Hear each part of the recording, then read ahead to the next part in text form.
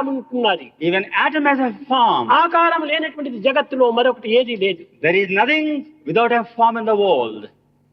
చాలా మంది ఈ జడమైనటువంటి చైతన్య రహితమైనటువంటి నిర్జీవమైనటువంటి విగ్రహములను ఆరాధన చేయటము ఇది మూర్ఖత్వం కాదా అని ప్రశ్నిస్తారు. Some people question, is it not foolishness to worship this inert, inconscient substance?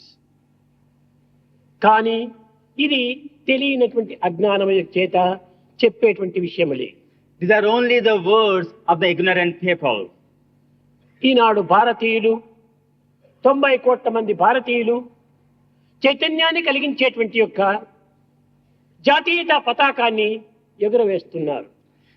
90 crore Indians, they flutter high the Indian flag. ఈ పతాకాన్ని ఎగరవేసే నిమిత్తమై, దీనికి పూర్వం విజయాన్ని సాధించే నిమిత్తమై అనేక విధములైనటువంటి యొక్క కష్టములకు గురి అయ్యారు.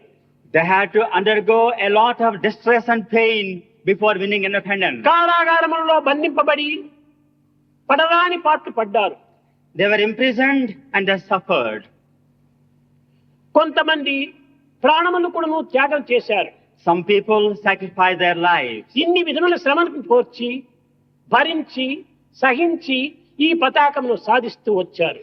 Enduring so much of distress and difficulty, they made the Indian flag fly high. Eenadu August 15th అని కానీ జనవరి 26th అని కానీ ఇండిపెండెన్స్ డే అని పెట్టి ఈ పతాకాన్ని ఎగరవేసి దానికి అనేక విధములుగా గౌరవాన్ని అందిస్తున్నారు భారతీయులు. On the Independence Day and on the Republic Day, the flag is flown high and reverence is extended. కేవలం భారతీయులు మాత్రమే కాదు, Not వారి only, వారి దేశమునందు వారి వారి జాతీయత పతాకమును ఎగరవేస్తూ దానిని గౌరవిస్తున్నారు.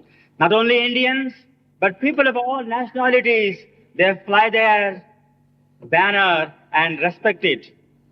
జాతీయత పతాకమునే కాదు, Not only national కొన్ని flag, కొన్ని పార్టీల యొక్క పతాకాలను కూడా ఎగరవేస్తూ దానిని ఎంతో గౌరవిస్తూ ఉంటున్నారు. even party flags are displayed and they are revered. ఈ పతాకము సజీవమైనటువంటిదా? Is the banner a living one? దీనికి ఏమైనా ఒక ఆకారం ఉన్నదా? Has it got a form? దీనిలో ఉన్న శక్తి ఏమిటి What is the energy resident in దాని that? విచారణ చేస్తే దానిపైన ఉన్నటువంటి విశ్వాసమే ఆ దానికి ఒక గౌరవం.